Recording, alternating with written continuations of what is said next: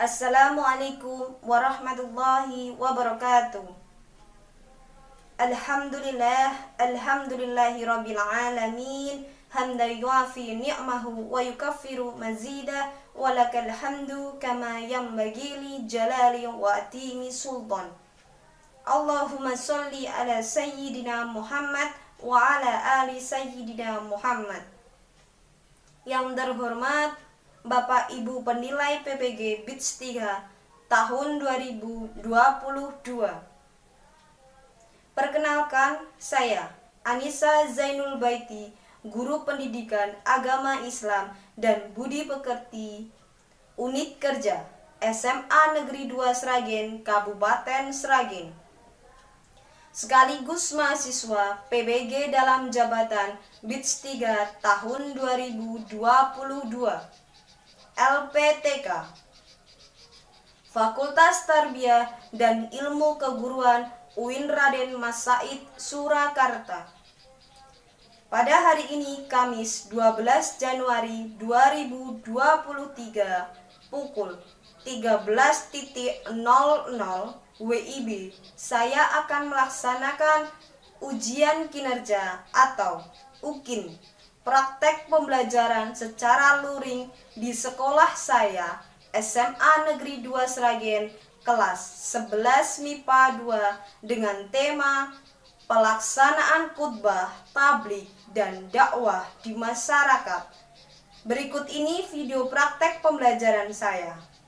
Mohon masukan dan saran agar kedepannya pembelajaran saya menjadi lebih baik. Terima kasih atas perhatiannya. Assalamualaikum warahmatullahi wabarakatuh.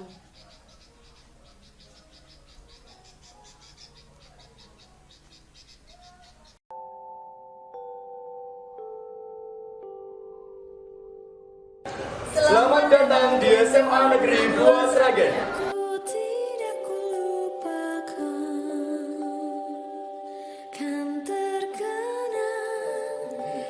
SMA Negeri 2 Sragen terletak tidak jauh dari pusat kota Sragen. Bisa ditempuh sekitar 7 menit. SMA Negeri 2 Sragen didirikan pada tahun 1959 dan memiliki luas lahan 18.133 meter persegi. Sekolah ini beralamat di Jalan Anggrek nomor 34, Sragen, Jawa Tengah, yang dipimpin oleh kepala sekolah yang bernama Dr. Andes Paidi MPD. Sekolah ini terakreditasi A, dan guru yang mengajar di SMA ini telah berpengalaman karena telah melewati sertifikasi dari pemerintah. Guru yang ada di SMA Negeri 2 Sragen berjumlah 67, serta karyawan-karyawati berjumlah 13. Sekolah ini memiliki 30 kelas. Setiap jenjangnya memiliki 10 kelas, 7 kelas IPA dan 3 kelas IPS. Dan siswanya berjumlah 1052. Sama dengan SMA pada umumnya, masa pendidikan sekolah di SMA Negeri 2 Sragen ditempuh dalam waktu 3 tahun pelajaran, mulai dari kelas 10 sampai kelas 12. Untuk mendukung kegiatan belajar mengajar, SMA ini memiliki berbagai fasilitas seperti lab bahasa, lab fisika, lab kimia, lab biologi, lab multimedia, lab komputer, studio musik, aula, dan perpustakaan.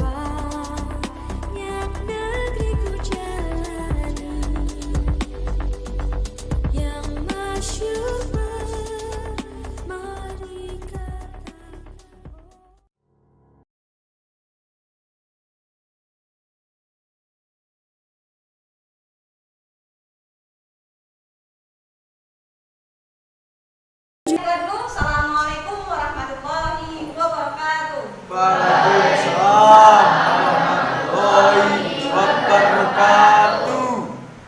Sebelum memulai pembelajaran pada pagi hari ini, saya minta tolong kepada ketua. Ketuanya siapa ya di sini? Oke, silakan dipimpin mengawali pembelajaran pada pagi hari ini, marilah kita berdoa bersama-sama terlebih dahulu. Berdoa dimulai.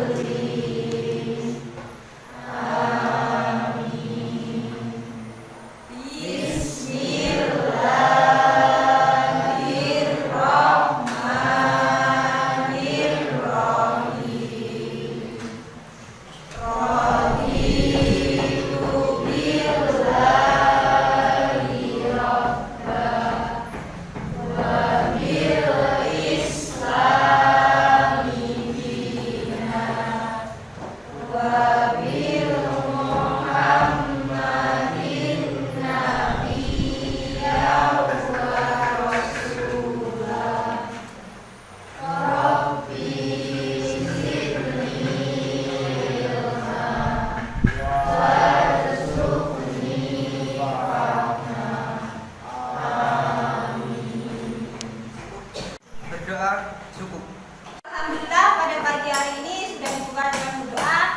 Nah sekarang saya mau tanya nih, bagaimana kabarnya? Alhamdulillah, luar biasa. Allahu Akbar. Alangkah baiknya kita mengawali dulu untuk menumbuhkan rasa nasionalisme kita. Silahkan saya kembalikan ke kelas. Untuk ketua, tunjuk salah satu dari kalian untuk menjadi pemimpin dirijen ketika menyanyikan lagu nasionalisme. Terserah, bebas. Untuk dirijennya, Indira silahkan maju ke depan.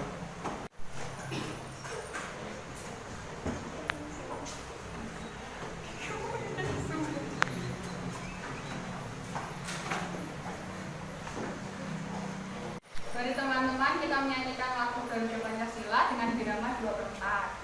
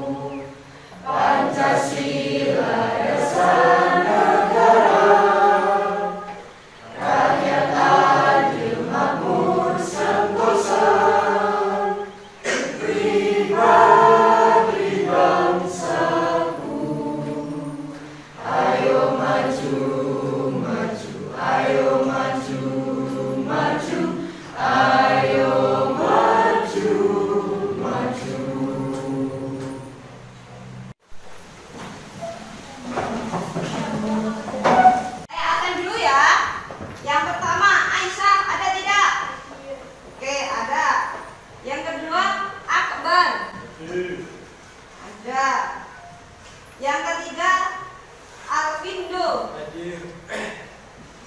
Yang keempat, Armanda. Yang kelima, Indira. Hadir. Yang keenam, Agita. Hadir. Yang ketujuh, Nurhida. Oke, ada 8 ata. 9 ayu ada tidak? Ada. Yang 10 Danu. Oke. 11 Devina. Oke, sudah. Yang ke-12 Devi. 13 Dimas, ada 3 Dimas. Oke, masuk. 14 Dita. Oke, ada di pojok ya. Yang terakhir Dila, ada tidak Dila? Oke, siap.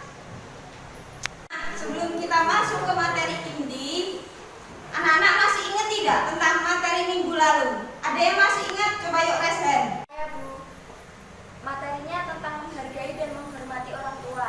Yang intinya tentang kita tuh harus taat kepada orang tua, berbakti kepada orang tua, dan tidak boleh membantah perintah yang beliau ajarkan. Oke, jadi masih ingat ya tentang minggu lalu kita belajar tentang apa itu arti birrul walidain. Nah, sekarang Bu Nisa akan memberi sebuah video tentang materi pada pagi hari ini. Silahkan dilihat di layar PPT-nya Bu Nisa. Yuk, silakan fokus ke sini dulu semua ya. Silakan dilihat tentang video apa ini.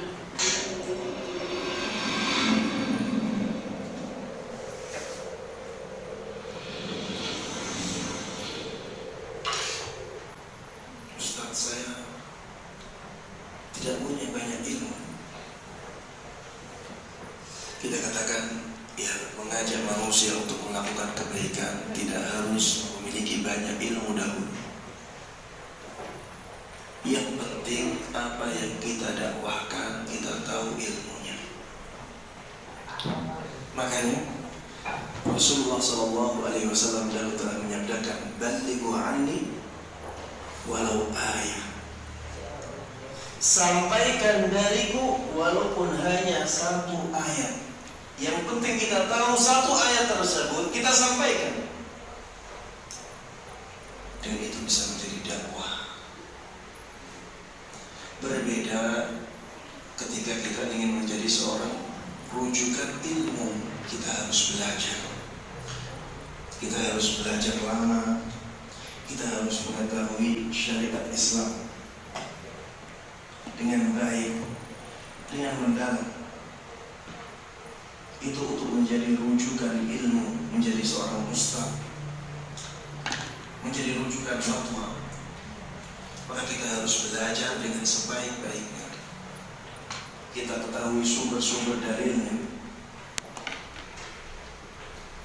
Tapi kalau untuk berdakwah, mendakwahkan kebaikan, yang penting kita tahu kebaikan itu, bahwa itu sesuai dengan dalil.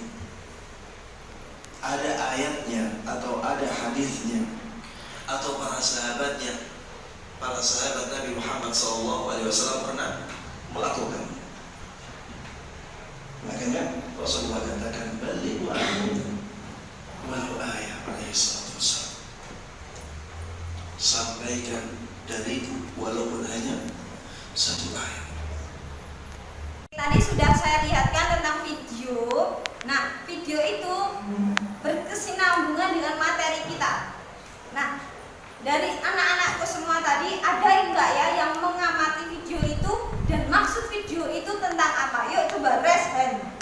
Saya Bu, menurut pengamatan saya ya, video yang disampaikan oleh Bu Nisa tadi berisi tentang sampaikanlah walaupun 1 ayat, seperti bab kita yang akan mempelajari ke depan, yaitu adalah khotbah, ceramah, dan lain sebagainya. Yang disimpulkan sama teman-teman tadi sudah benar semuanya. Intinya pada pagi hari ini kita belajar tentang apa itu dakwah, apa itu khutbah, apa itu tabligh. Sebelum kita mempelajari, alangkah baiknya kalian harus tahu tujuan pembelajaran pada pagi hari ini itu tentang apa saja. Yuk kita amati PPT-nya Bu Nisa. Di situ sudah ada KD sama indikator. Dan paling terakhir adalah tujuan pembelajaran pada pagi hari ini. Sedangkan untuk indikator, 1. Membuktikan ketentuan khutbah, tabligh, dan dakwah di masyarakat sesuai dengan syariat Islam. 2. Peserta didik dapat menunjukkan sikap kebersamaan dengan orang lain dengan saling nasihati melalui khutbah, tabligh, dan dakwah. 3. Menganalisis hikmah dan manfaat ketentuan khutbah, tabligh, dan dakwah. 4. Membedakan contoh pelaksanaan antara khutbah, tabligh, dan dakwah. 5. Membuat poster tentang ketentuan khutbah, tabligh, dan dakwah.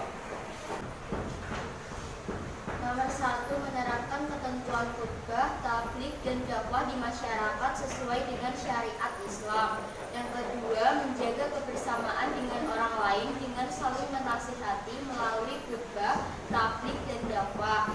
3. Menganalisis pelaksanaan khutbah, tabligh, dan dakwah. Dan yang keempat, menyajikan ketentuan khutbah, tabligh, dan dakwah. Nah, untuk tujuan pembelajaran pada pagi hari ini, salah satunya adalah setelah mengikuti proses pembelajaran, peserta didik mampu membuktikan ketentuan khutbah, tabligh, dan dakwah di masyarakat dengan baik. Itu yang pertama. Yang kedua, setelah mengikuti proses pembelajaran, peserta didik mampu menunjukkan sikap tentang kebersamaan dengan orang lain, saling menasihati melalui khutbah, ceramah, dan tabligh. Pada intinya, pada pagi hari ini kita akan belajar tentang apa itu ceramah, apa itu khutbah, dan apa itu tabligh. Nanti apa manfaatnya dan bagaimana cara penerapan dalam kehidupan sehari-hari, kita akan membahas itu semua. Sebelum kita masuk ke materi inti kita, alangkah baiknya bisa sudah mempersiapkan pretest kalian. Nah, untuk pretest pada pagi hari ini, silakan dicek di grup WA kelas kalian, sudah saya kirim. Nanti tinggal ngeklik, nah itu nanti pretest kamu sudah keluar.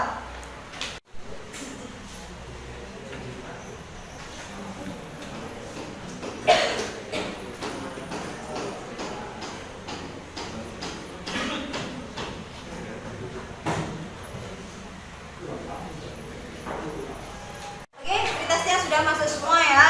Oke, nilainya sudah pada keluar nih, Pak. Tapi nggak apa-apa. Pretest pada pagi hari ini nilainya masih di bawah KKM semua, dan target saya dari 85% keberhasilan baru tercapai 60%. Kita masuk ke materi tentang pengertian khutbah, dakwah, dan tabligh.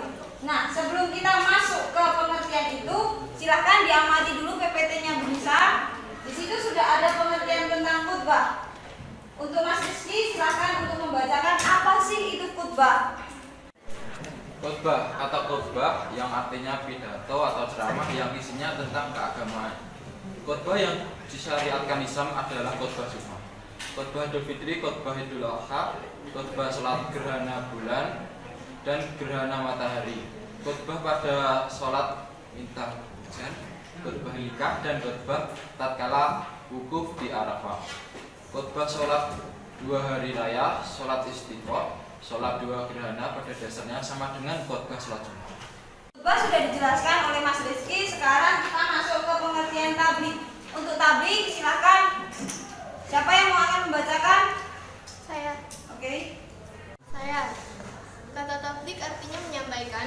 Menurut istilah, tabligh adalah menyampaikan ajaran-ajaran Islam yang diterima dari Allah Subhanahu wa taala kepada umat manusia agar dijadikan pedoman hidup supaya memperoleh kebahagiaan di dunia dan akhirat.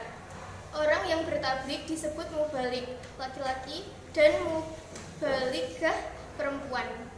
Untuk khutbah sama tabligh sudah dijelaskan. Sekarang Bu Nisa akan menjelaskan tentang pengertian dakwah. Silakan diamati. Pengertian dakwah, kata dakwah artinya adalah memanggil atau menyeru. Menurut istilah syara', dakwah adalah kegiatan bersifat menyeru, mengajak, dan memanggil orang untuk beriman dan takwa kepada Allah Subhanahu wa taala. Melalui tayangan PPT yang ditampilkan Bu Nisa tersebut, kita mampu menerapkan ketentuan khutbah, tabligh, dan dakwah di masyarakat sesuai dengan syariat Islam. Nah, Bu Nisa akan menjelaskan tentang ketentuan khutbah, tabligh, dan dakwah di masyarakat. Coba diamati di PPT. Ketentuan khutbah Jumat itu ada syaratnya. Yang pertama, memenuhi ajaran Islam. Yang kedua, mengetahui syarat rukun dan sunnah-sunnahnya. Yang ketiga, dapat membaca hamdalah, syahadat, dan sholawat, Al-Quran dan hadis dengan baik dan benar. Yang keempat, orang yang sudah balik bertakwa kepada Allah. Yang paling terakhir adalah orang yang dipandang terhormat, dihormati, dan disegani. Saya minta kepada ketua kelas untuk bikin kelompok. Silakan ketua kelas maju dulu. Kelompok satunya ini mejanya sama kita bisa dengan Ata dan Ali, terus Astri bergabung dengan Laura dan Aizila, terus kelompok tiganya Ayu sama Banu belakangnya, terus yang kelompok 4 Fadila sama Banunya Tirda sama Davina, terus yang kelompok 5 Renata sama Banu sebelahnya Indira, terus yang kelompok 6-nya kelompoknya Rizky sama Reza, terus yang selanjutnya Banu dengan Banu belakangnya Zaki, terus yang Banunya Fadizal bisa dengan Aaron sama belakangnya itu bisa digabung.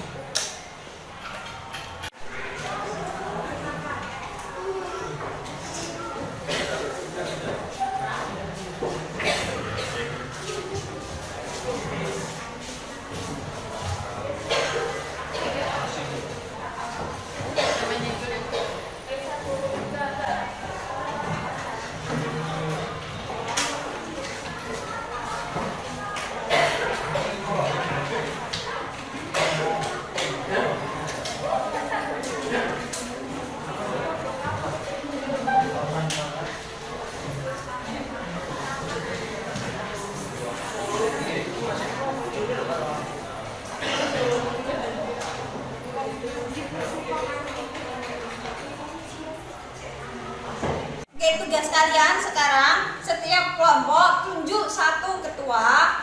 Nanti saya kasih waktu 60 menit. Bikin poster boleh, buletin boleh, terserah kalian. Yang intinya untuk hari ini harus ada hasilnya, dan hasilnya itu wajib dipublikasikan. Untuk tahap 60 menit yang waktu saya kasihkan, silahkan digunakan semaksimal mungkin. Yang pertama 30 menit itu digunakan untuk membuat sketsa. Selama 30 menit silahkan setiap kelompok bikin sketsa bebas. Selanjutnya 30 menit terakhir itu tahap mewarnai atau finishing. Paling terakhir setiap kelompok nanti perwakilan satu kelompok tunjuk satu ketua maju untuk presentasi hasil dari proyek kalian. Oke, setiap kelompok tentukan satu tema. Contoh, misal temanya tentang berbakti kepada orang tua. Poster itu nanti dibikin tentang berbakti kepada orang tua dan wajib ada ayat Al-Quran. Ayat Al-Quran boleh, hadis boleh. Seperti itu. Ada pertanyaan? Tidak.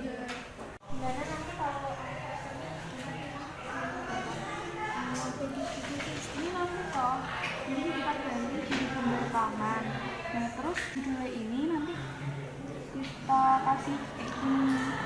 Terus nanti ini juga diganti gitu. Ini ya, dikasih ayat-ayat tentang Allah. Iya, gitu. Ambil tema apa? Semangat dakwah. Oke, pakai aplikasi apa? Canva. Coba yuk lihat yuk.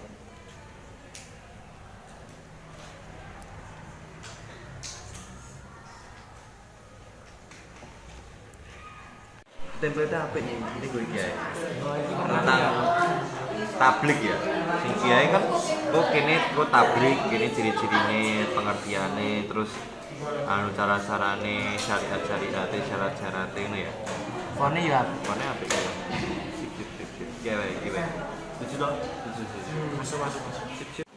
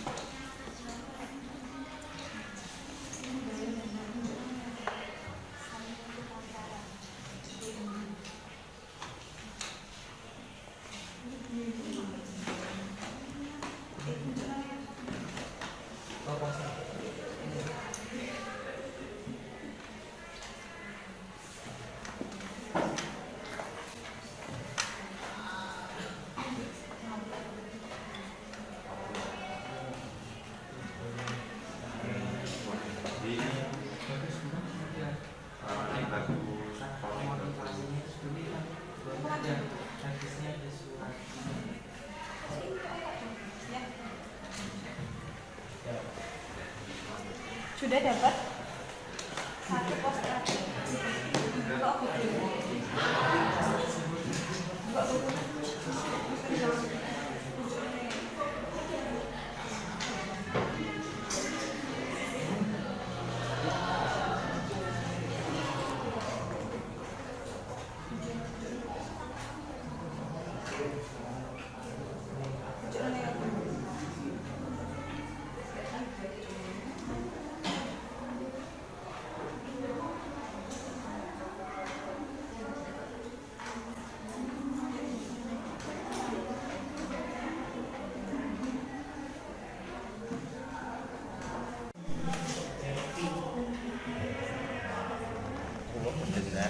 Doamu jangan putus asa. Ini hadisnya.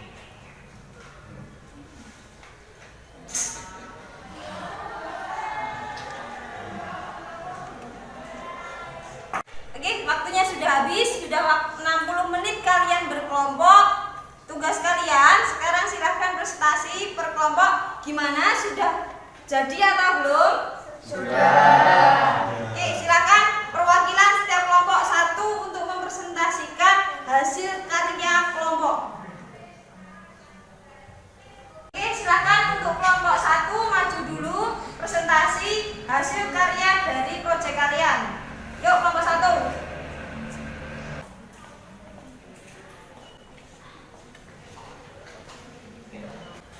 Halo teman-teman, sebelumnya Assalamualaikum warahmatullahi wabarakatuh. Waalaikumsalam warahmatullahi wabarakatuh. Saya perwakilan dari kelompok 1 akan mempresentasikan hasil diskusi saya yang berjudul tentang Say No to Pacaran.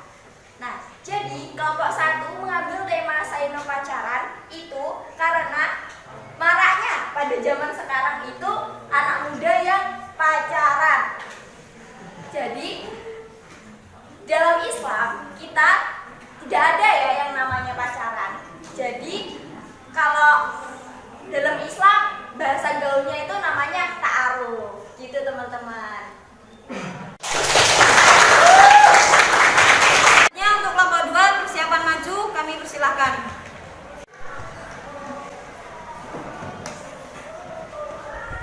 Assalamualaikum warahmatullahi wabarakatuh. Waalaikumsalam warahmatullahi wabarakatuh. Perkenalkan, nama saya Zaki Putra Maulana dari kelompok 2. Di sini saya akan mempresentasikan poster karya kelompok kami, yaitu adalah yang berisi gue 10 km kuat tapi jalan kaki ke masjid 10 meter nggak kuat. Situ sehat.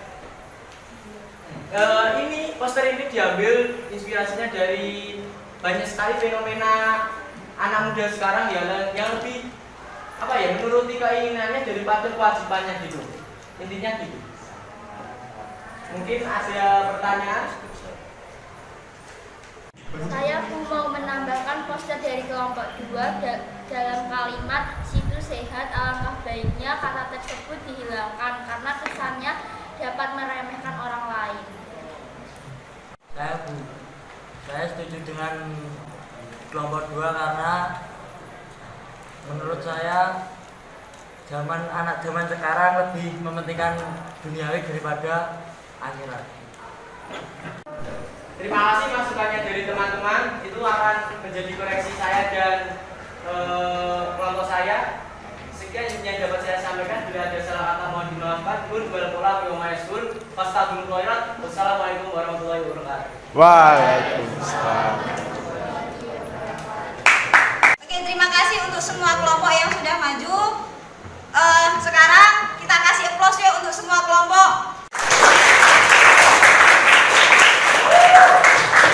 Kita simpulkan bersama, alangkah baiknya kita post test dulu ya. Silahkan HP-nya dikeluarkan.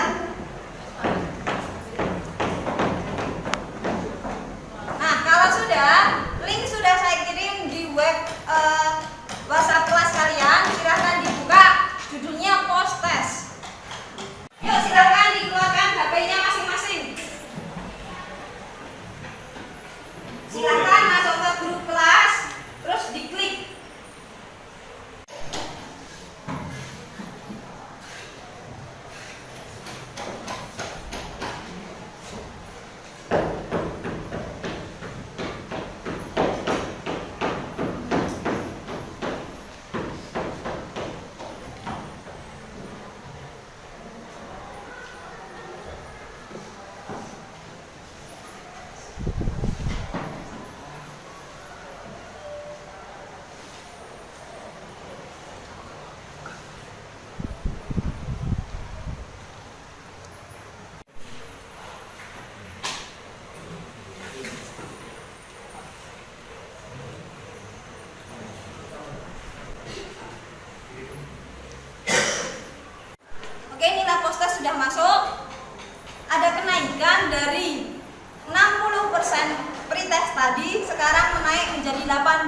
95%. Artinya pembelajaran pada pagi hari ini berhasil.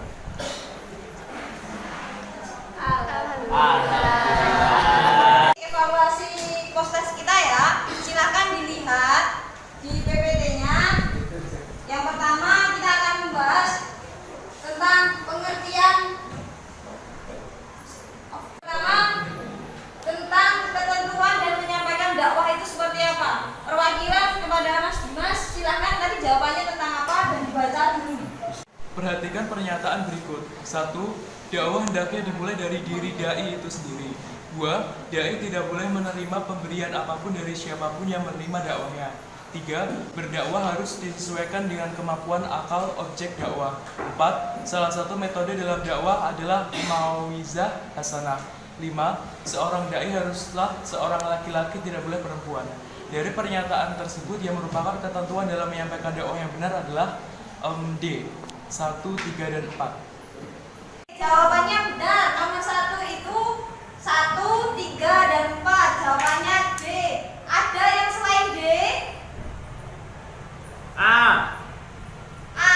Oke, jadi ada yang masih salah satu ya, tapi nggak apa-apa. Nanti buat pembelajaran lagi. Oke, kita masuk di nomor 2. Perwakilan Mas Ali, silakan.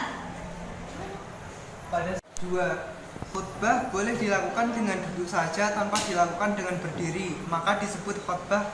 Sedangkan kegiatan ceramah kepada sejumlah orang Islam dengan syarat dan rukun tertentu yang berkaitan langsung dengan keabsahan atau kesunahan ibadah adalah pengertian dari khutbah. Tapi ketika khatib sedang berkhutbah, ternyata temanmu berbicara atau ngobrol, dari analisis yang kamu lakukan adalah yang memberi isyarat kepada temannya agar tidak berbicara dan ngobrol. Nomor 2 jawabannya E, memberi isyarat kepada temannya agar tidak berbicara atau ngobrol. Selanjutnya kita masuk penutup. Sebelum saya tutup, silahkan kepada anak-anakku semua simpulkan materi apa yang kalian dapat pada pagi hari ini. Oke, jawaban Mas Zaki sudah benar. Yuk kita kasih aplaus untuk Mas Zaki.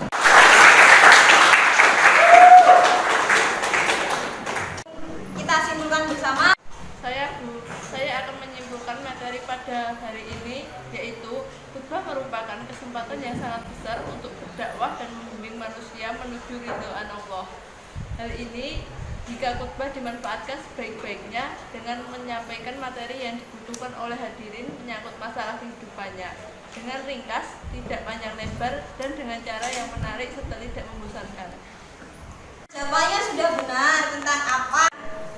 Pembelajaran ini menggunakan model baru nih, baru pertama kali kalian lakukan, yaitu bisa disebut PJBL atau model Project Based Learning, di mana pembelajaran selalu ada hasilnya. Hasilnya adalah poster kalian. Nanti posternya akan saya publikasikan di web SMA Negeri 2 Sragen. Selanjutnya, saya akan bertanya sebelum saya tutup, bagaimana dengan pembelajaran pada pagi hari ini? Menyenangkan atau tidak? Menyenangkan.